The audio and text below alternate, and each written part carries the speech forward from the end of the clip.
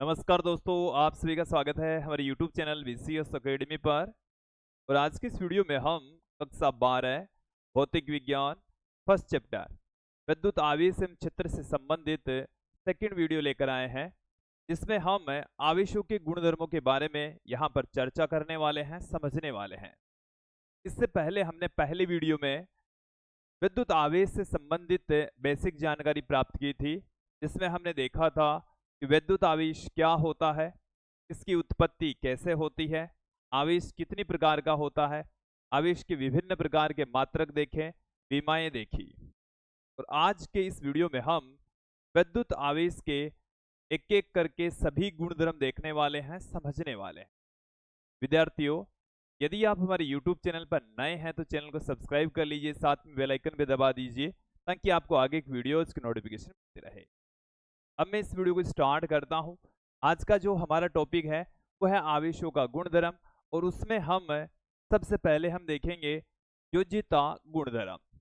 देखिए, योज्यता गुणधर्म का मतलब क्या है कि किसी भी वस्तु के ऊपर उपस्थित कुल आवेश अलग अलग आवेशों के बीजगणितीय योग के बराबर होता है। हमारे पास में कोई वस्तु है और उस वस्तु के ऊपर यदि आप टोटल आवेश ज्ञात करना चाहते हैं, वो जो टोटल आवेश है उस वस्तु पर उपस्थित अलग अलग आवेशों के बीजगणितीय योग के बराबर होगा। बीजगणितीय योग क्यों होगा? क्योंकि विद्युत आवेश एक अदिश राशि होती है। यदि सदिश राशि है तो उनका सदिश योग होगा, और यदि अदिश राशि है तो उनका बीजगणितीय योग होता है। यहाँ पर विद्युत आवेश एक अदिश राशि होती है। चलिए मैं सबसे पहले आपके सामने रख देता हूं, विद्युत आवेश कैसी राशि है? एक अदिश राशि। विद्युत आवेश एक अदिश राशि। आवेश एक अदिश राशि है,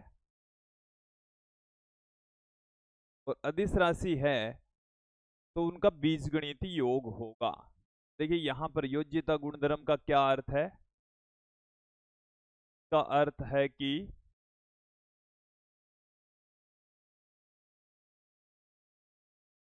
क्या अर्थ देखेंगे कि किसी वस्तु पर उपस्थित कुल आवेश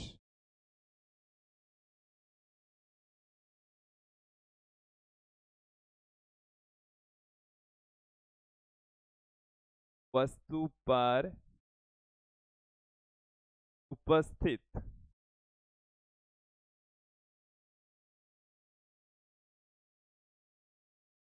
वस्तु पर उपस्थित कुल आवेश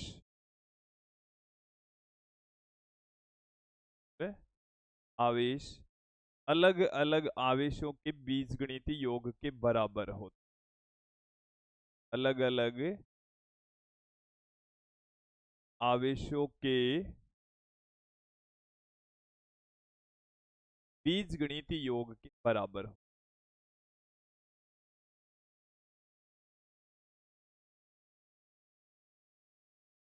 अलग अलग आवेशों के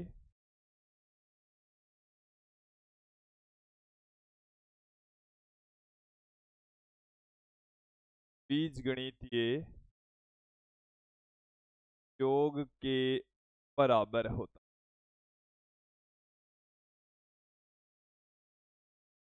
बराबर।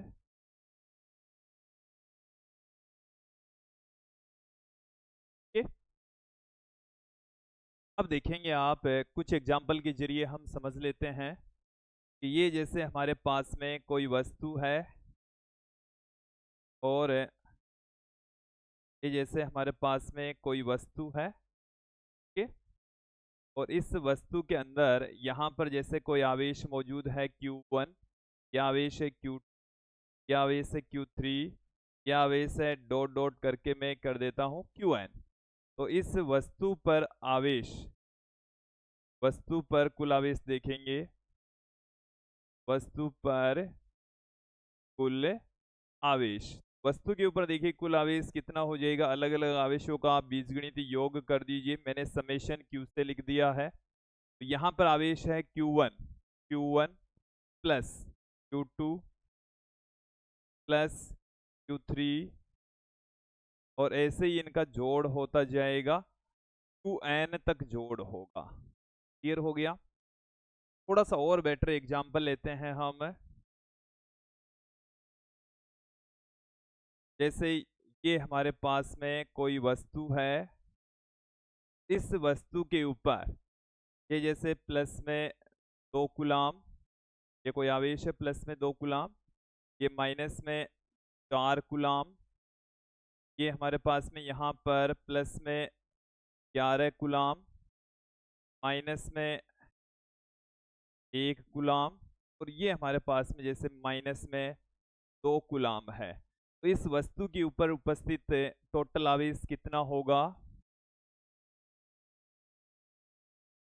वस्तु पर कुल आवेश, वस्तु पर कुल आवेश देख लेते हैं। देखिए समेशन कर दीजिए, समेशन क्यू से आप लिख दीजिए।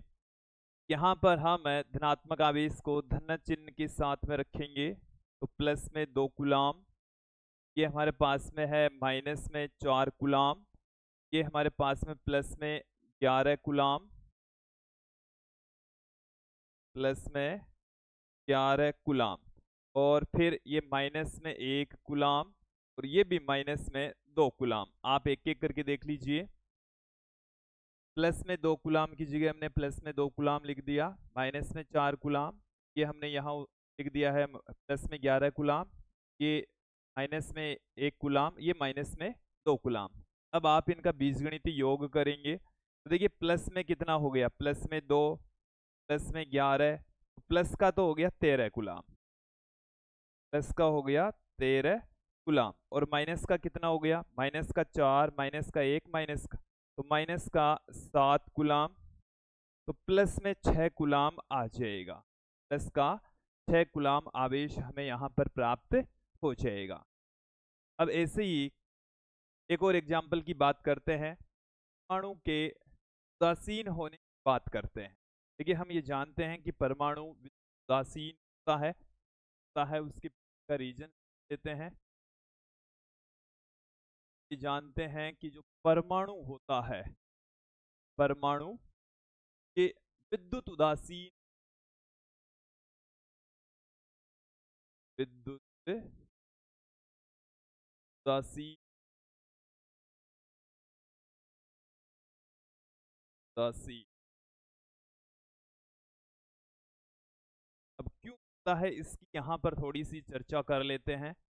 ये हमारे पास में परमाणु का नाभिक और ये हमारा पूरा परमाणु है। चलिए आप देखेंगे कि ये आपका परमाणु है, ये हमारे पास में उसका नाभिक है।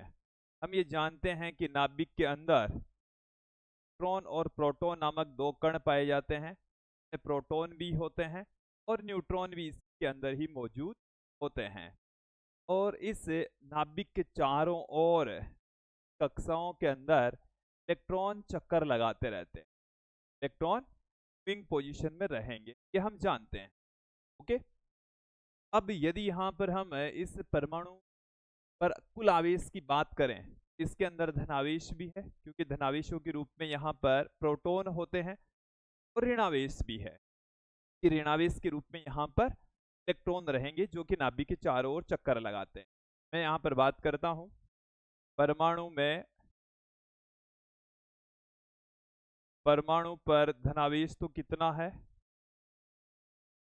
परमाणु पर धनावेश, परमाणु पर धनावेश लिखेंगे आप। परमाणु के अंदर धनावेश कितना होता है, यदि उसका परमाणु क्रमांक जेड है, परमाणु क्रमांक कितना है, जेड, प्रोटॉनों की संख्या जेड होगी, और एक प्रोटॉन पर आवेश को हम लिख रहे हैं ई से।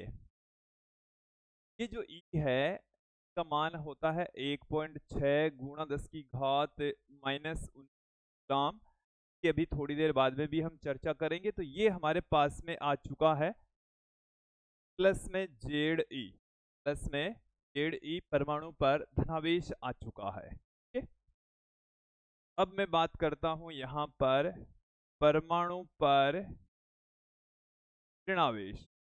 परमाणु पर ऋणावेश की यहां पर चर्चा कर लेते हैं। देखिए परमाणु के अंदर ऋणावेश इलेक्ट्रॉनों के कारण से क्रिएट होता है। विद्यार्थी मैं यहाँ पर क्लियर कर दूं कि परमाणु के अंदर जितने प्रोटॉन होते हैं उतने ही इलेक्ट्रॉन होते हैं। इलेक्ट्रॉनों की संख्या और प्रोटॉनों की संख्या बराबर होती है।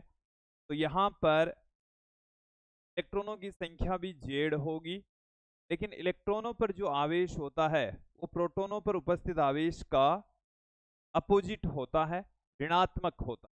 तो इस पर जो आवेश होगा वो माइनस में ई, टोटल जो आवेश है ऋणावेश माइनस में जेड ई। अब मैं यहां पर बात कर लेता हूं परमाणु पर कुल आवेश। परमाणु पर कुल आवेश, परमाणु पर जो कुल आवेश होगा वो हमारे पास में धनावेश और ऋणावेश का आप जोड़ कर दीजिए, प्लस में जेड ई और माइनस में जेड ई। टोटल हमारे पास में आ जाएगा 0, कुल आवेश 0 आ जाएगा। इसका मतलब है कि परमाणु है वो विद्युत उदासीन होता है, उस पर कुल आवेश शून्य होता है। आवेश शून्य होगा, परमाणु विद्युत उदासीन। ओके, अगली प्रॉपर्टी की ओर बढ़ते हैं, आवेश संरक्षण। देखिए आवेश संरक्षण कहता क्या है, होता क्या है। देखिए किसी भी घटना के दौरान, किसी भी अभिक्रिया के दौरान कुल आवेश है वो नियत रहता है, उसमें बदलाव नहीं आता। हमने लास्ट वीडियो में कुछ ऐसे ही एग्जाम्पल्स पढ़े।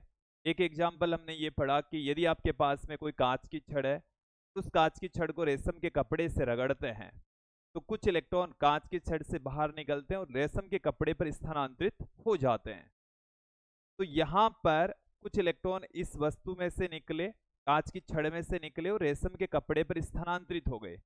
एक के ऊपर जितना धनावेश प्रकट होता है दूसरी वस्तु के ऊपर उतना का उतना ही ऋणावेश प्रकट हो जाता है। कुल आवेश नियत रहता है, जितना पहले था उतना ही बाद में भी रहेगा। ओके, ये चाहे आप कोई सी भी रासायनिक अभिक्रिया ले लें, नाभिकीय अभिक्रिया ले लें, अन्य कोई घटना ले लें, सभी के अंदर आवेश नियत रहेगा। यही है आवेश संरक्षण। देखिए इसका एक स्टेटमेंट मैं आपको बता देता हूं कि आवेश को न तो उत्पन्न किया जा सकता न ही नष्ट किया जा सकता, इसे एक वस्तु से दूसरी वस्तु पर स्थानांतरित किया जा सकता है। क्लियर? इसका मतलब ये हुआ है कि आवेश बनाने वाली न तो कोई वस्तु है न ही कोई मशीन है तो आवेश को प्रकट करती हो, आवेश का निर्माण करती हो या आवेश को नष्ट करती हो, बल्कि आवेश तो किसी घटना के दौरान एक वस्तु से दूसरी वस्तु पर स्थानांतरित होने की वजह से प्रकट होता है। ओके, ये नियम क्या है क्लियर कर लीजिए। नियम यह है आवेश संरक्षण के अनुसार, आवेश संरक्षण नियम के अनुसार आवेश को न तो उत्पन्न किया जा सकता है, आवेश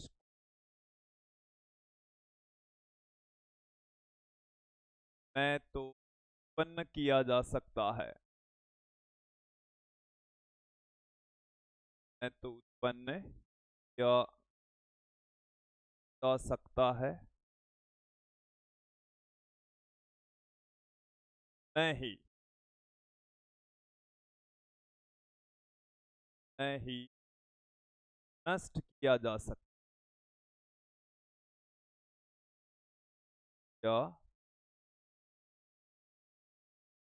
सकता है। इसे एक वस्तु से दूसरी वस्तु से, एक वस्तु से दूसरी वस्तु,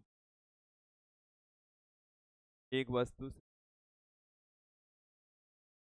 वस्तु पर स्थानांतरित किया जा सकता, स्थानांतरित किया जा सकता, यही नियम है। क्या जा सकता, ये हमारा है आवेश संरक्षण। एक वस्तु पर जितना धनावेश प्रकट होगा, दूसरी वस्तु पर उतना ही ऋणावेश प्रकट होगा, कुल आवेश नियम के कुछ एग्जाम्पल्स यहाँ पर हम देख लेते हैं। हमारा जो पहला उदाहरण है, पहला जो एग्जाम्पल है वो है युग्म विनाश। विनाश, देखिए युग्म विनाश एक ऐसी घटना है, ऐसी परिघटना है इसमें एक इलेक्ट्रॉन, एक तो होता है इलेक्ट्रॉन और एक होता है पॉजिट्रॉन, दोनों जब आपस में रिएक्शन करते हैं गामा किरणों का निर्माण करते, गामा किरणें उत्पन्न होती है। देखिए यहाँ पर आप समझ लें, ये हमारे पास में है इलेक्ट्रॉन, ये हमारे पास में है इलेक्ट्रॉन है, ये इलेक्ट्रॉन है और ये हमारे पास में पॉजिट्रॉन। ये इलेक्ट्रॉन का प्रतिकण होता है, इलेक्ट्रॉन जैसा ही होता है लेकिन आवेश इलेक्ट्रॉन का अपोजिट होता है। जब ये दोनों आपस में मिलते हैं यहाँ पर गामा तरंगों का निर्माण होता है जो कि विद्युतीय तरंगें होती। अब मैं यहाँ पर बात करता हूँ इनमें, इस परिघटना के अंदर आवेश संरक्षित रहता है कैसे। तो देखिए इलेक्ट्रॉन का जो आवेश होता है वो होता है माइनस में 1.6 गुणा 10 की घात -19 कूलम। ये हमारे पास में है पॉजिट्रॉन और पॉजिट्रॉन का जो आवेश होता है वो धनात्मक होता है 1.6 गुणा 10 की घात -19 कूलम। जितना धनावेश होता है उतना ही ऋणावेश होता है और कुल आवेश यहाँ पर परिघटना से पहले शून्य होता है। फिर हम बात करते हैं यहाँ पर रिएक्शन होने के बाद में गामा तरंगों का निर्माण होता है। गामा तरंगें विद्युत उदासीन होती है। इन पर भी विद्युत उदासीन होने का मतलब है इन पर भी कुल आवेश शून्य होता। ओके, ऐसी आप और भी परिघटनाएं ले सकते हैं। ठीक इसके अपोजिट भी एक घटना घटित होती है जिसको हम युग्म उत्पादन कहते हैं। युग्म उत्पादन, युग्म उत्पादन का मतलब है जब किसी धातु के पृष्ठ के ऊपर गामा किरणें आकर टकराती है तो वहां से ये हमारे पास में है गामा किरणें, ये है गामा किरणें, और जब ये किसी धातु के पृष्ठ से आकर टकराएगी तो वहां पर इलेक्ट्रॉन और पॉजिट्रॉन का निर्माण होगा, इलेक्ट्रॉन और पॉजिट्रॉन का निर्माण होगा। क्लियर, ये था आवेश संरक्षण। और आवेश संरक्षण का एक और भी एग्जाम्पल आप ले सकते हैं। ये हमारे पास में जैसे कांच की छड़ है, ये रेशम का कपड़ा है। ठीक, जब दोनों को आपस में रगड़ते हैं तो यहाँ से इलेक्ट्रॉन यहाँ चले जाएंगे, इलेक्ट्रॉन स्थानांतरित हो जाएंगे, के ऊपर आ जाएगा धनावेश। इस पर जितना धनावेश आएगा दूसरी वाली वस्तु के ऊपर उतना ही ऋणावेश आएगा। इसके ऊपर जैसे प्लस में क्यों आवेश प्रकट हुआ, इसके ऊपर जो आवेश प्रकट होगा वो माइनस में क्यों होगा। दोनों आवेशों का परिमाण समान होगा, प्रकृति एक दूसरे के विपरीत होगी, कुल आवेश नियत रहेगा। घटना से पहले का कुल आवेश और घटना के बाद का कुल आवेश नियत बना रहेगा, कांस्टेंट बना रहेगा। ओके, अगली प्रॉपर्टी की ओर बढ़ते हैं। ये भी एक अच्छी प्रॉपर्टी है, आवेशों का क्वांटीकरण। बोर्ड एग्जाम की दृष्टि से काफी महत्वपूर्ण टॉपिक है। आवेशों का क्वांटीकरण का मतलब क्या है कि हमने लास्ट प्रॉपर्टी में ये तो पढ़ लिया कि आवेश एक वस्तु से दूसरी वस्तु के ऊपर स्थानांतरित हो जाता है। आवेश का क्वांटीकरण ये कहता है कि आवेश का स्थानांतरण इलेक्ट्रॉन के रूप में ही होता है। या तो एक इलेक्ट्रॉन जाएगा, दो इलेक्ट्रॉन जाएंगे, तीन जाएंगे, पूर्ण संख्या में इलेक्ट्रॉनों का स्थानांतरण होगा। 3.5 इलेक्ट्रॉन स्थानांतरित नहीं हो सकते, 4.25 इलेक्ट्रॉन स्थानांतरित नहीं हो सकते, पूर्णांक संख्या में ही इलेक्ट्रॉनों का स्थानांतरण होता है। जैसे मैं बात करूं किसी कक्षा में बैठे विद्यार्थियों की संख्या, तो वो पूर्णांक में ही होगी। यदि कोई विद्यार्थी कितना भी छोटा क्यों ना हो, तो फिर भी एक में ही काउंट करेंगे। कोई विद्यार्थी कितना भी बड़ा क्यों ना हो, उसको भी एक में ही काउंट करेंगे। विद्यार्थियों की संख्या किसी भी कक्षा के अंदर 15 हो सकती है, 16 हो सकती है, 20 हो सकती है, 25 हो सकती है, लेकिन 20.5, सवा 25 ऐसा पॉसिबल नहीं है। ठीक उसी प्रकार से आवेश का क्वांटीकरण का मतलब है कि आवेश इलेक्ट्रॉन के रूप में ही स्थानांतरित होता है। तो किसी वस्तु पर उत्पन्न जो आवेश है वो एक न्यूनतम निश्चित राशि के पूर्ण के रूप में विद्यमान होगा, और उस न्यूनतम निश्चित राशि को हम आवेश का क्वांटा कहते हैं। और आवेश का क्वांटा इलेक्ट्रॉन के आवेश के बराबर होता है। एक बार पुनः सुन लीजिए कि किसी भी वस्तु पर उपस्थित जो आवेश है वो इलेक्ट्रॉन के आवेश के पूर्ण के रूप में विद्यमान होगा, और इलेक्ट्रॉन के आवेश को हम आवेश का क्वांटा कहते हैं। चलिए मैं बोर्ड के ऊपर पुट करूंगा, उससे आपको थोड़ा सा और बेटर तरीके से समझ आएगा। आवेश के क्वांटीकरण का अर्थ है कि क्या अर्थ है, का अर्थ है कि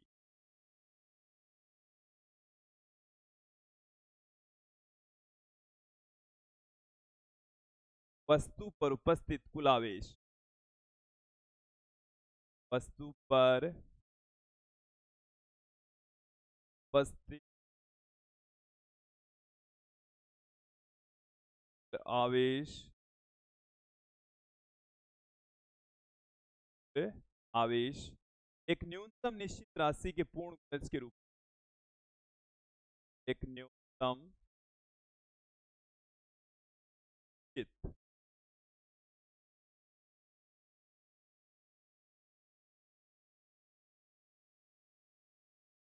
राशि के गुणज के रूप में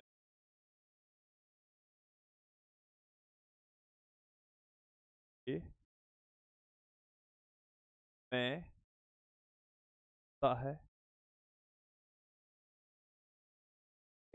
एक न्यूनतम निश्चित राशि के पूर्ण गुणज होता है। न्यूनतम निश्चित राशि को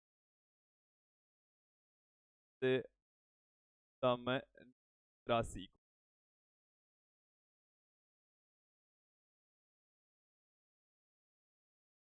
सम से राशि आवेश का क्वांटा कहते हैं। आवेश का क्वांटा, आवेश का क्वांटा कहते हैं। आवेश का क्वांटा, आवेश का क्वांटा इलेक्ट्रॉन के आवेश के बराबर होता है। इलेक्ट्रॉन के आवेश के बराबर हो, तो आवेश का क्वांटा का मतलब हो गया एक इलेक्ट्रॉन का आवेश। आवेश का क्वांटा मतलब समझें, आवेश का क्वांटा किसके इक्वल होगा? आवेश का क्वांटा मतलब हो गया है इलेक्ट्रॉन का आवेश, इलेक्ट्रॉन का आवेश। विद्यार्थी इलेक्ट्रॉन का जो आवेश होता है वो माइनस में होगा, 1.6 गुणा 10 की घात माइनस ग्राम के इक्वल होगा। ओके, अब यहां पर देखें किसी वस्तु पर कुल आवेश,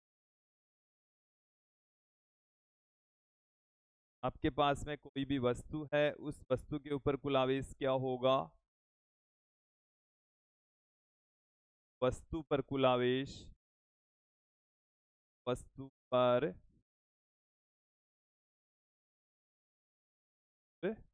आवेश देखिए इसे आप समझें। अब आपको समझना है, जैसे आपके पास में कोई वस्तु है तो उस वस्तु के ऊपर कुल आवेश को हम Q से लिख रहे हैं। अब उस वस्तु के ऊपर धनात्मक आवेश हो सकता है, ऋणात्मक हो सकता है। यदि उस वस्तु के ऊपर n इलेक्ट्रॉन ज्यादा है तो प्लस में होगा। और E यहाँ पर चार्ज ऑफ इलेक्ट्रॉन, इलेक्ट्रॉन के चार्ज को व्यक्त करती है, इलेक्ट्रॉन के चार्ज को बताता है। यह है किसी वस्तु पर उपस्थित कुल आवेश का formula. Plus minus n e. ये जो n आप देख रहे हैं यहाँ पर, इसका मान 0 हो सकता है, 1 2 3। ये एक पूर्णांक संख्या होगी। क्या होगी? पूर्णांक संख्या। ये जो E आप देख रहे हैं, आवेश का क्वांटा 1.6 गुणा 10 की घात -19 कूलम होगा। ठीक है? यह आवेश का क्वांटीकरण। आवेश के क्वांटीकरण के बारे में 1912 में मिलिकन ने एक एक्सपेरिमेंट किया था, जिसको हम कहते हैं मिलिकन का तेल बिंदुक प्रयोग।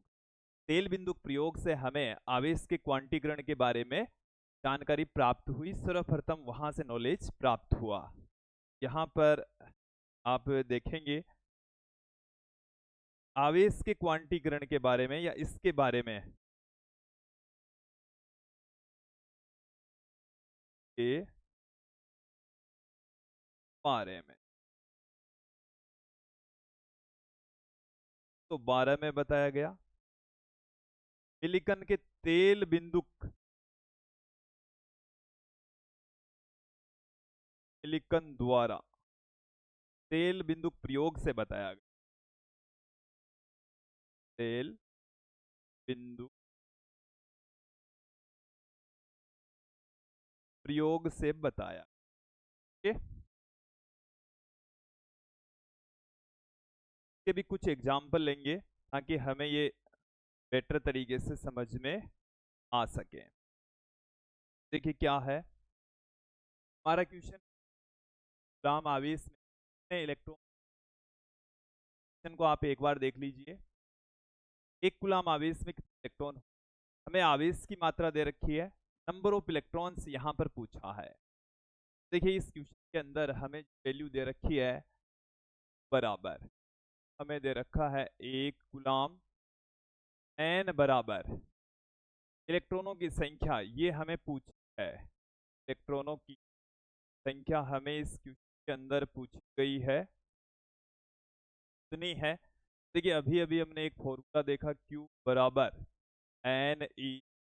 यहाँ से नंबर ऑफ इलेक्ट्रॉन्स n बराबर Q बट्टे में E का मान हमारे पास में है 1, का मान है 1.6 गुणा 10 की घात -19।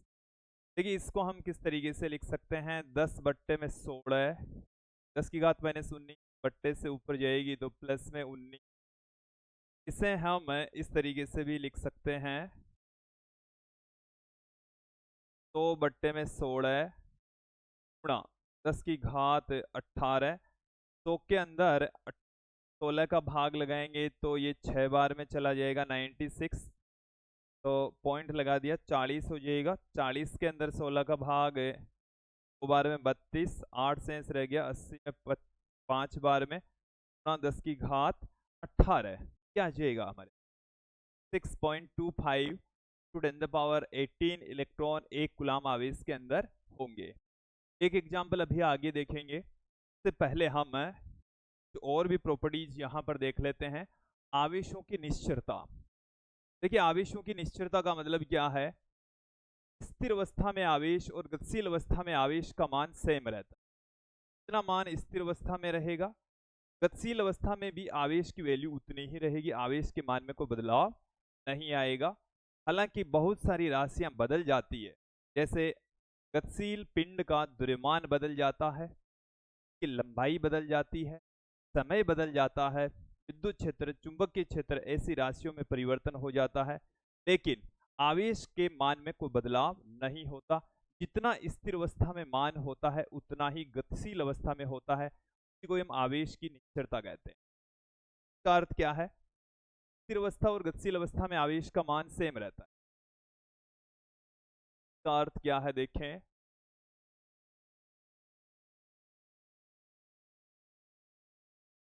कि गतिशील अवस्था में आवेश का मान, गतिशील अवस्था में आवेश का मान, आवेश का मान स्थिर अवस्था में आवेश के मान के बराबर होता है। स्थिर अवस्था में आवेश के मान के बराबर हो, मान के बराबर। चलिए यहां पर आप समझें क्या कहना चाह रहा है। ये जैसे हमारे पास में कोई आवेश है और गतिशील अवस्था में इसका जो मान है वो है क्यू गतिशील। यदि मैं इसका स्थिर अवस्था में मान की बात करूं तो वो है क्यू स्थिर। ये दोनों बराबर होंगे, मान क्या होंगे, बराबर होंगे। यही है आवेशों की निश्चरता, आवेशों की निश्चरता। हालांकि कुछ राशियां बदल जाती है। जैसे मैं बात करूं गतिशील पिंड का द्रव्यमान, गतिशील गतिशील पिंड का द्रव्यमान, का द्रव्यमान, गतिशील पिंड का जो द्रव्यमान है वो हमारे पास में जैसे m से लिख रहे हैं, m बराबर होगा m बराबर m नोट। ये स्थिर अवस्था में पिंड का द्रव्यमान है 1 माइनस वी स्क्वेयर बट्टे में सी स्क्वेयर के बराबर होगा।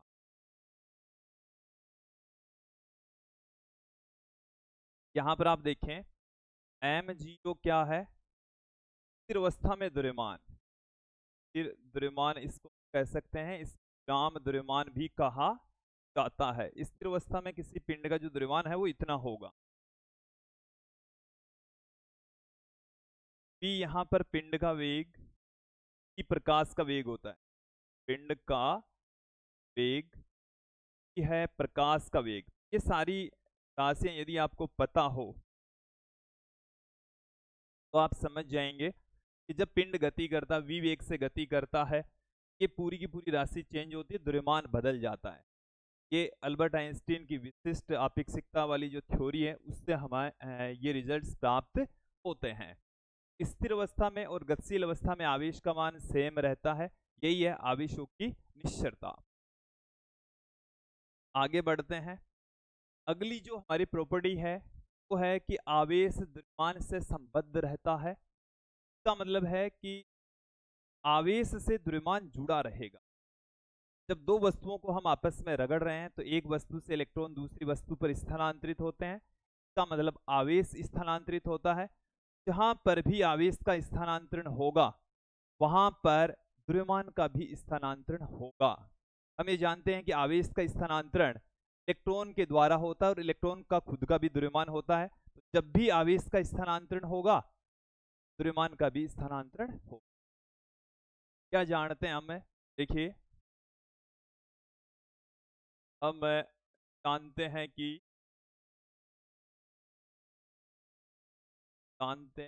कि आवेश का स्थानांतरण इलेक्ट्रॉन के द्वारा होता है। आवेश का स्थानांतरण, आवेश का जो स्थानांतरण है इलेक्ट्रॉन के द्वारा होता है, इलेक्ट्रॉन के द्वारा होता है। और इलेक्ट्रॉन का द्रव्यमान होता है, इलेक्ट्रॉन का द्रव्यमान होता है। कितना होता है इलेक्ट्रॉन का द्रव्यमान? 9.1 to 10 the power minus 31 kilogram होता है। ये इलेक्ट्रॉन का द्रव्यमान होता है। इस कारण से जब आवेशों का स्थानांतरण होगा तो द्रव्यमान का भी स्थानांतरण। अब जैसे ये हमारे पास में कोई वस्तु है, इसका प्रारंभ में द्रव्यमान, प्रारंभ में द्रव्यमान है वो हमारे पास में है कैपिटल एम, का द्रव्यमान है कैपिटल एम। अब यदि इसमें से इलेक्ट्रॉन बाहर निकल जाएं, इलेक्ट्रॉन इसमें से बाहर निकल जाएंगे, तब इसके ऊपर आ जाएगा धनावेश। ये क्या हो गई है? धनावेशित हो गई है। धनावेशित हो गई है तो इसके द्रव्यमान में क्या आ जाएगी? थोड़ी सी कमी आ जाएगी। द्रव्यमान में क्या आ जाएगी? कमी। और यदि यही वस्तु, इसी वस्तु के ऊपर कोई इलेक्ट्रॉन स्थानांतरित हो जाए, इसके द्रव्यमान में बढ़ोतरी हो जाएगी। इसका जो द्रव्यमान है वो m प्लस में डेल्टा m हो जाएगा। इलेक्ट्रॉन इसको देंगे, यहां पर क्या कर रहे हैं आप? प्लस में इलेक्ट्रॉन, ठीक है। देखो इसका मतलब है इलेक्ट्रॉन जोड़ रहे हैं हम। चलिए इसका मतलब समझ, इलेक्ट्रॉन देने पर ऐसे लिख देते, इलेक्ट्रॉन देने पर। यहां पर क्या हो रहा है? इलेक्ट्रॉन त्यागने पर, ये त्याग देगा तब। द्रव्यमान में या तो कुछ कमी आ जाती है या कुछ बढ़ोतरी हो जाती है। ओके, अब द्रव्यमान में कमी या वृद्धि कितनी हो? द्रव्यमान में परिवर्तन, द्रव्यमान में जो परिवर्तन है तो हम यहाँ पर डेल्टा एम से लिख रहे हैं। अब देखो एन इलेक्ट्रॉन स्थानांतरित होते हैं, एक इलेक्ट्रॉन का द्रव्यमान है एम, और एन इलेक्ट्रॉन स्थानांतरित होते हैं तो द्रव्यमान स्थानांतरित होगा m into n, m into n. ये जो एम है ये है मास ऑफ इलेक्ट्रॉन, इलेक्ट्रॉन का द्रव्यमान, जो कि यहाँ पर मैंने पुट किया, ये 9.1 इंटू 10⁻31 किलोग्राम। ओके, एन यहाँ पर है स्थानांतरित इलेक्ट्रॉनों की संख्या, नंबर ऑफ इलेक्ट्रॉन, इलेक्ट्रॉनों की संख्या, जितने इलेक्ट्रॉन स्थानांतरित हो रहे हैं उनकी संख्या। तो इतने द्रव्यमान में कमी या वृद्धि होने वाली। एक एग्जाम्पल के जरिए इसको समझ लेते हैं। देखिए एग्जाम्पल हमारे पास में है कि पॉलीथीन को से रगड़ने पर पॉलीथीन पर 8 गुणा 7 कूलाम आवेश प्राप्त हुआ। स्थानांतरित इलेक्ट्रॉनों की संख्या बताइए और वस्तु के इलेक्ट्रॉन में कमी हुई, कितनी कमी हुई, ये भी हमें यहाँ पर बताना है। पॉलीथीन को से रगड़ने पर इस पर उपस्थित आवेश है, सबसे पहले तो हमें वो आवेश ज्ञात करना पड़ेगा, सॉरी नंबर ऑफ इलेक्ट्रॉन्स ज्ञात करना पड़ेगा। हमें क्वेश्चन के अंदर दिया हुआ है क्यू का मान है 8 गुणा 10⁻⁻7 कूलाम।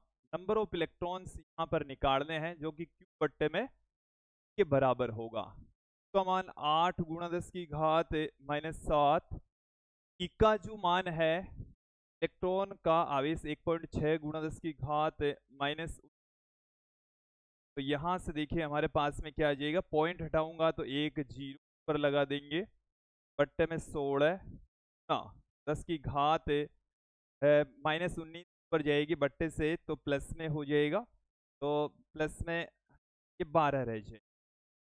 नंबर ऑफ इलेक्ट्रॉन्स बराबर आ जाएगा हमारे पास में 5 गुणा 10⁻12, इतने इलेक्ट्रॉन स्थानांतरित होंगे। अब हमें ये पूछा है द्रव्यमान में कमी या वृद्धि हुई, के अंदर हुई, पे धनावेश आया, पर धनावेश आया, उसके द्रव्यमान में कमी हुई।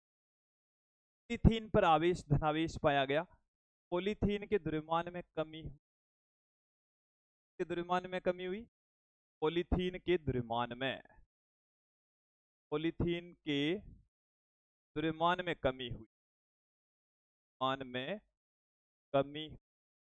अब कितनी कमी हुई क्लियर कर लेते हैं, डेल्टा एम से पुट करते हैं। अभी अभी हमने एम इंटू एन से आपको बताया, एक इलेक्ट्रॉन का द्रव्यमान है 9.1 गुणा 10⁻⁻31। नंबर ऑफ इलेक्ट्रॉन्स अभी अभी हमने देखा 5 का 10⁻12। देखिए कितना आ जाएगा हमारे पास में, इसको आप गुणा करें 45.5 गुणा 10⁻⁻19 किलोग्राम आ जाएगा। ये द्रव्यमान बहुत कम होगा लेकिन स्थानांतरित अवश्य ही होगा। ये आपको समझ में आ जाना चाहिए। फिर आगे बढ़ते हैं अगली प्रॉपर्टी की ओर।